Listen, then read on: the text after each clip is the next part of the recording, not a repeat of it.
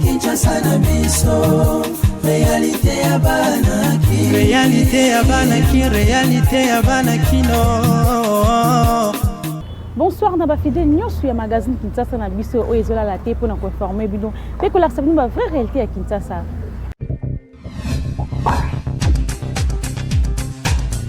Pour la journée na biso ya mokolo lelo pona ko sabino ki na Assemblée nationale plénière ezali convoqué mokolo ya lelo jeudi 3 décembre 2020 pona ko adopter budget ya 2021. Commentaire ya Nathan Siata. Assemblée nationale éco-examiné peut co-adopter rapport ya commission économique et financière sur la loi de finances et exercice 2021. Selon exécutif national, projet Oyo est élaboré en phase na Fonds monétaire international lisusu nanzela na yango nde gouvernement a envisager perspective ya programme formel ezali chiffré na 6 milliards 884 millions de dollars projet ya budget 2021 ezala qui présenté le 14 novembre na premier ministre Sylvestre Ilunga P ezala qui déclaré recevable na plénière ya Assemblée nationale ezala qui transmis na commission ECOFIN pour approfondir examen na yango. Pour rappel, Assemblée nationale et procéda qui na adoption ya projet ya loi des finances rectificative 2020. Kaka na politique pour koyebisa bino ki ouverture ya procès ya DG ya RVA Abdallah Bilenge et kozala mokolo ya lobby vendredi 4 décembre 2020 na CPRK. Commentaire ya Nathan Siata. Procès Oyo est opposé ministère public na directeur général ya régie des voies aériennes RVA Abdallah Bilenge et kofongama mokolo ya vendredi Oyo 4 décembre 2020 na prison centrale ya Makala. Information Oyo ezalaki annoncé na actualité.cd na moko ya entourage na ye. Abdallah Bilenge azali détenu pour na détournement ya ba droit dû à la Caisse nationale de sécurité sociale CNSS na Institut national de préparation professionnelle INPP pe na Office national de l'emploi ONEM li sous la direction générale des impôts DGI. Ba accusation Oyo ba avocat na ye bazali ko boya selon maître Amédée Mboma moko ya ba avocat na ye alobi que ba koki ko beta li solo ya détournement te dès lors que enveloppe wana etikala jamais kozala décaissé pour na ba raison précaire ya fond. Alobi boye ezali likambo ya créance sociale na CNSS na INPP na ONEM pe lisusu na DGI ezalaki mbongo te oyo ebimaki pe ezalaki affecté pona makambo privé ya client na ngai au moment ya paye division numérique oyo azali ko faire partie na direction administrative a calculer ka ba salaire ya ba agent après à ko transmettre listing oyo na niveau ya direction ya finance oyo na tour na ye a ko tala na trésorerie soki mbongo ezali suffisant pour na kofuta ba agent pe a ko reverser ba droit oyo ko tikala na ba différents services sociaux professionnels oyo touti ko tanga mais trésorerie ya RVA azalaki na capacité te ya ko reverser mbongo wana alors ndenge nini bakoki ko kanga directeur général pour na ba fonds oyo etikala jamais ko zala décaissé ndenge avocat na ye a expliquaki pour na ye arrestation wana ezali arbitraire pe ezali ko cadrer te na vision ya chef de l'état Félix Antoine Tshisekedi oyo azali ko prôner état de droit. Maître Mboma aye ko loba lisusu ke gouvernement na biso ezala déjà informé depuis 5 ans ya situation oyo e banda depuis 1996. Monsieur Abdallah Bilenge azalaki arrêté pour un rappel pe mis sous mandat d'arrêt provisoire na prison centrale ya Makala depuis le 10 novembre eleki. Pour la organisation ya GIA francophonie oyo ekosalema na Kinshasa na mois d'août l'année prochaine. Mokonzi ya mboka Félix Antoine Tshisekedi Tshilombo ayambaki directrice nango mokolo ya lobby mercredi 2 décembre 2020. Commentaire ya Nathan Siata. Désormais eza officiel Kinshasa ekoyamba na mois d'août ezali koya GIA francophonie. Information oyo ezalaki livré mokolo ya mercredi 2 décembre 2020 na Pokwa na directrice ya comité international ya GIA francophonie na audience oyo mokonzi ya mboka Félix Antoine Tshisekedi Tshilombo a accordaki na bango. Alors, je suis la directrice du comité international des Jeux de la francophonie. Je m'appelle Zena Mina. Naza directrice ya communauté internationale ya Jeux ya francophonie. Kombo nanga Zena Mina. Souhaité kokutana na mokonzi ya mboka pona organisation ya avancement ya projet ya Jeux ya francophonie oyo kozala na août 2022. Tozu assurance pona suivi ya organisation ya Jeux ya très grande qualité pona image ya mboka oyo. Eza événement oyo kozala transmis na monde entier pe na planète mobimba. Tozala solidaire événement oyo ezala fait pona population congolaise. Mutu nyonso a s'engagé pour la réussite nango. Toute la population congolaise et que tout le monde s'engage pour sa réussite. Grand pays francophone dans le monde, République démocratique du Congo, et kozala ouvert dans le monde, pe et ko retrouver place na ye na concert ya nation. Plus de 250 signatures ont déjà récolté na pétition oye ekokweyisa bureau ya Assemblée nationale pe ekozala déposé kala te ndenge honorable Moyindo Nzangi alobaki commentaire ya Nathan Siata. Il voulait donc nous dire que Minembwe. D'après le député national Moyindo Nzangi, plus de 250 signatures ont déjà recueilli dans le cadre de la pétition oyo elingi kokweyisa bureau ya Assemblée nationale oyo ezali dirigé na Janine Mabunda. Alobaki boy. Nazali na plaisir et privilège ya ko annoncer na peuple congolais que pétition oyo ezali initiée na ba députés nationaux contre bureau ya Assemblée nationale dirigé na honorable Janine Mabunda Lioko et dépassé déjà 250 signatures. Pe ekozala déposé dans quelques jours na bureau ya Assemblée nationale ndenge alobaki. Selon ye, ba signature oyo ezali pe na conséquence mususu. Abaki si boye. Na ligne kolobake, majorité absolue ya ba député oyo bazali ko composer Assemblée nationale et retiraki déjà confiance nango na bureau ya Assemblée nationale. Par conséquent, requalification ya majorité na niveau ya parlement ezali effective.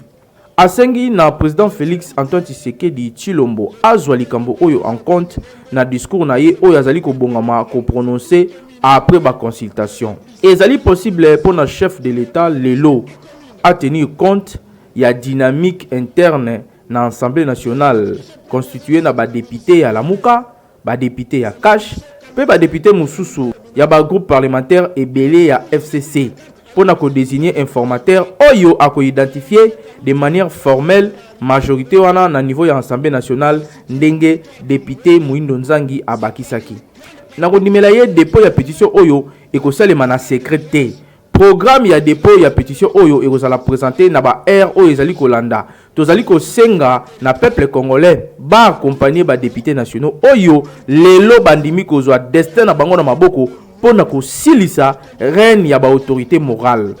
Lundi eleki ba député ya Front commun pour le Congo FCC ba utaki ko renouveler lisusu loyauté na bango na déclaration moko oyo ba salaki majorité parlementaire ezali bien identifié pour la législature conformément à l'article 26 il y a règlement intérieur où ils allaient déclarer conformément à la constitution na cour constitutionnelle.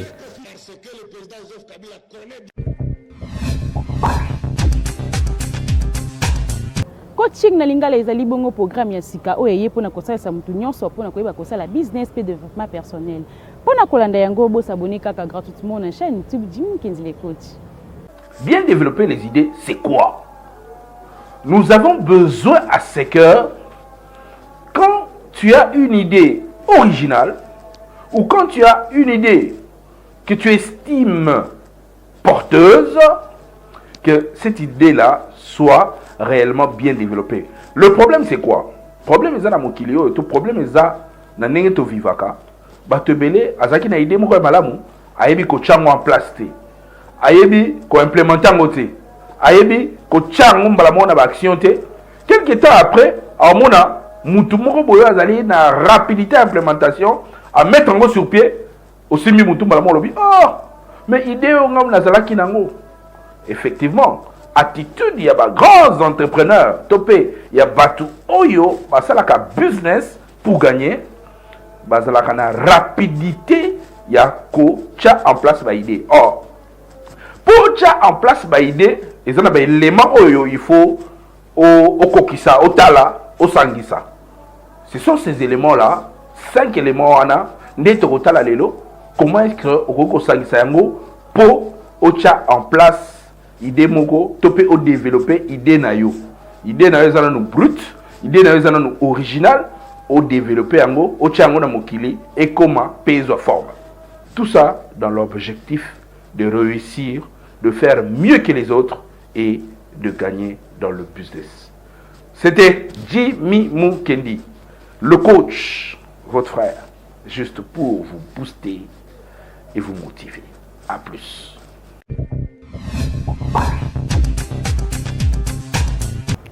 Tolingi toyeba ba technique nini mwasi ya libala ko ikosala po azala malamu na basemeki na ye reportage ya Hervé Saka na Benedict Kongolo. Basi ebele bayebaka te ndenge ya se comporter face ya belle famille na bango. Okomona ba dispute nyonso, baronkine to pe kobunda. Na yango tolingi toyeba technique nini oyo mama akoki kosala po azala bien na belle famille na ye. Atala aye na zane loko opesa ete mais façon ka ndenge na yambeli ye mutu déjà kutu dengi asepeli par rapport à ta lié na ta meli maité nyonso to lezo compter et ça ka te malgré ça so so kaba mais comportement ngeza mabe mo te ke ba linganga ka te mais faut nyonso to za fo boso na ko zala nana ko ba ko yamba mutanga ye pa na yo gentil wana tango za ndingo zwili ye mukaza ba mona sengo ata lié te sika ke ya te en tout cas c'est mec qui na biso wana ata ok pas no lié te mais ozo sentir que na uti pa mutu na ke na ninga ya mbeli yo nyonso to ne kontaka en tout cas faut batika comportement na mutu ko polamo mutu ezala ka te faut mona mutu po azo kabela bino te mutu o ezali conseil famille o ke ko kota ke wala akomisi bino lokwa bandeko na ye ata azala ko pesa note mais tango les gens sala ka ba acte wana tu wala yena ko te mais est-ce que na bala le koma ba koma ko la na intérêt même to amoni mwasi ya papa ya libanda zo sala ko leka wanda ko komo linga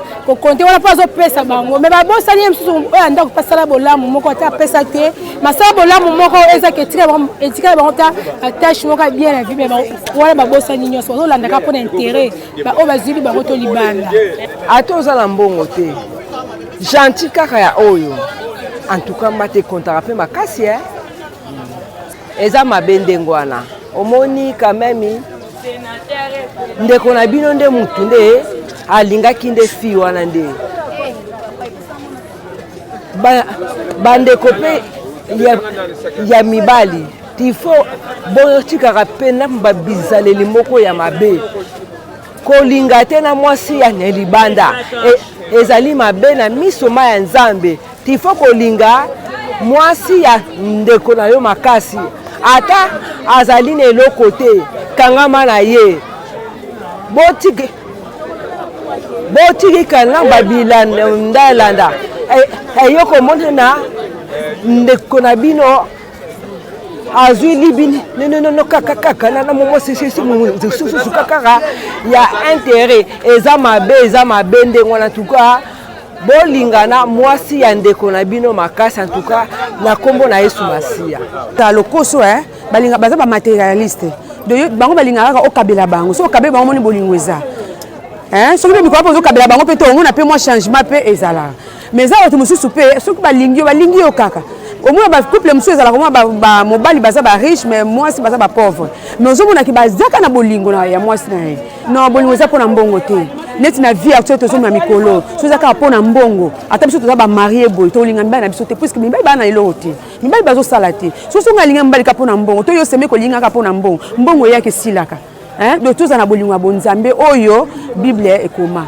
nde wana to za malamu faut que ça na comportement ya bien na kata famille bon dizaleli pe ya mutu ebunganaka te eza na mutu mosusu akabaka aza na nyonso azopesa mais en tout cas comportement eza bizarre nde tolobaka ke okokenda ndako ya mutu okokende oza na biloko kolia ezala te yeba ndenge nini okoyambela ye po okoki kofiche comportement moko mabe otie pe biloko kolia moya lia eza te mais okozala oza na eloko te tango yo yambi mutu opesi kiti ya bonjour ndeni na ndako ndeni ni famille ndeni ni boy ake ya pamba kaka wana fiska ta ma ya pamba soko pesi amoni jake te mona mwaso aza bien ndenge moko nde tozoke na ba mabala nde tozokende basemeki eza kaka te okamata nzoko to ngombe opesa te bolamu na yo koganga na attitude na yo na façon so yambela bango omona okoswana na mobali rie kutu mobali azwa ba décision aboyi yo bona bandeko bango moko balobeli nde eloko ezolakisa ke mwana mwasi wana aza na comportement ya malamu mpona biloka mokili te bongo so tolobi mpona biloka mokili bongo eza na bato mosusu nanu bazwi te nanu bakomi na esika na yango te donc eloko balobi comportement eza différent na babien kovanda bien na belle famille eza nango likambo ya kisi te kasi eza nde likambo ya savoir vivre. Il faut koyeba que de nature basemeki na babokilo bazalaka na bacaprice ebele misusu bazalaka basosa mambo kasi yo mwasi esengeli oyeba lolenge ya kovanda na bango pour que mabe ezala te koevite koswana to kobundaka heure nyonso akei na yo ezalaka toujours malamu epa na bango sans oublier gentillesse zalaka pe na habitude ya kokabelaka bango kasi kozalaka na parti pris te entre belle famille na famille na yo wana nde boyokani kozala malamu entre bino. Kinshasa eleki partout. Mituna etunamaki na population nini vraiment emotivaka mobali po akoma na niveau ya kobala mwasi. Reportage ya Hervé Zaka na Bénédicte Kongolo. Basi ebele bayebaka te raison oyo epusaka mibali po babala bango. Misusu babetaka toloke babalanga po naza kitoko, misusu kuna okoyoka onga babalanga po nayebi kolamba epuis nalataka bien. Na yango rédaction ya KNB tunaki na population pona koyeba nini emotivaka mobali po abala mwasi. On a le corps stable parce que ce pays vous a célibataire. Vous ça musala moi orienté on bien et aux alaté. Mais là aux mwasi au moins on a ma responsabilité. Vous à niveau que non faut le kobala et vous place mogo pour que non on m'appelle quand même maintenant moi on est là et pas baninga quoi. Bon, ça dépend de la vie de Polanga.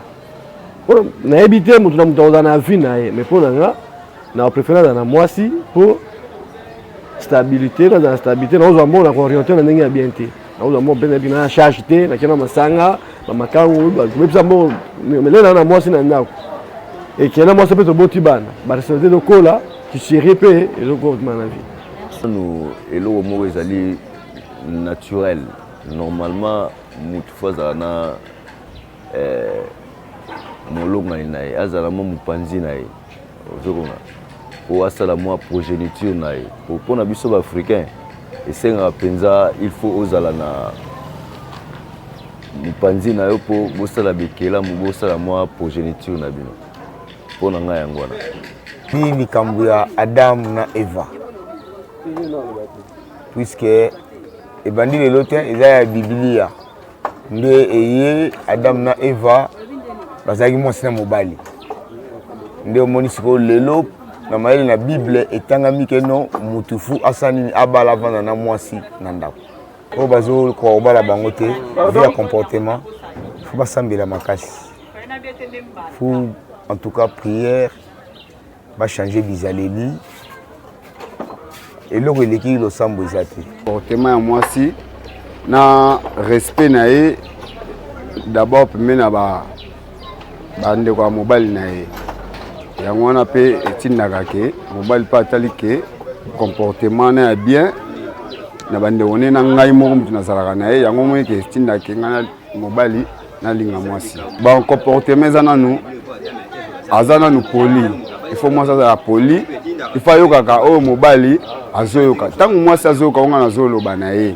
ye mpe oyo azoloba nga nazoyoka namoni ke tozokende bien nyonso nga na osala yoyoke bien namoni ke ate seke oyo nde nga nakoki kozala na ye bon conseil mingi nga na kopesa na bandeko ya basi bandeko na nga ya basi tolingaka ke tomikisaka motema mpona lelo kolingaka garçon moko boye mpona lelo alingi akabeli yo mbongo lobi akabeli lobi asombelo lobi asoki azangi linga ke pasi wana oyo azwi wana yo mpe linga osupporte yango mpasi oyo ekimi pasi wana ekotinda yo keluka mobali mosusu mais soki nga nazwi na nsima pasi wana sikoyo yo sikoyo oya lisu pembeni na nga te omete na koluka mwasi mosusu oyo oyoka kosupporte nga mpo atofanda na yango boyebaki mwasi babalaka ye mpo na beauté extérieure kaka te kasi beauté intérieure mpe ekontaka mingi. Il faut kozala na bizaleli ya malamu, éducation ya bien, savoir vivre et surtout politesse, kozala na respect ya makasi envers bato nyonso.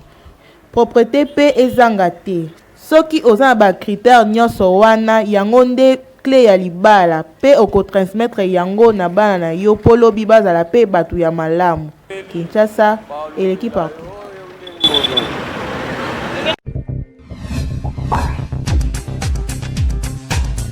Betesco na miliki na ye Africa Jos baza ko organiser ba combat ya boxe mokolo ya vendredi 11 décembre 2020 na 16h juste na Shark Club. Commentaire ya Nathan Siata.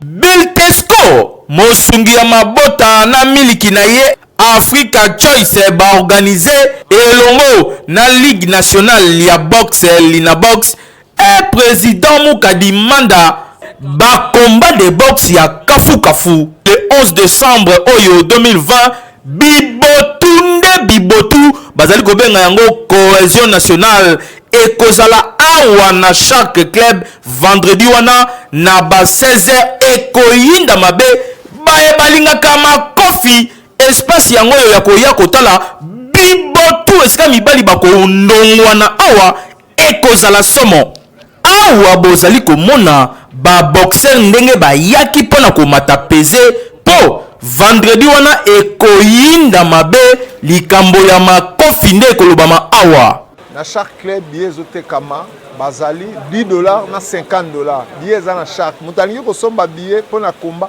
aya na Shark Club akutu na Karamba coach Karamba nde aza na babillet azoteka na niveau ya Shark Club di ya makoki nde moto ozomona ke tozobaluka neti toorganizaki le 30 octobre lelo toyeli sous le 11 décembre na kosoutenir jeunesse ya boxe na kati ya Congo ekende liboso keba na bageste barrière mpo balobi awa sans masque okokota te bongisa mpe droit d'entrée na yo oyo ezali na $10 pe $50 mpo na VIP yo moto olingaka makofi olingaka bibotu place yango oyo mpe occasion emonani mpo na yo oya kosavoure makofi mena banzota bato mosusu Kinshasa eleki partout. Merci mingi pour la fidélité et confiance. Vous continuez toujours à couper sa biso ya kolanda magazine Kinshasa na biso. Kasi comme bongo na suka ceux qui vous s'appelle qui ne biso ya mokola le bo pesa merci une équipe rédactionnelle mobimba ya KNB. Hervé Zaka double pour moi Simba ki bongo caméra na ton siata na réalisation pe na coordination ya Jimou Kenzi. Kaka ndenge to sara bino bosa ka te ko s'abonner massivement na chaîne YouTube Kinshasa na biso.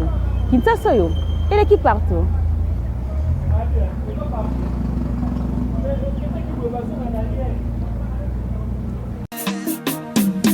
Magazino Magazine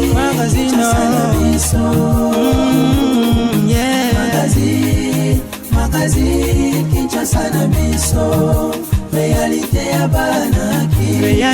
banaki réalité ya banaki no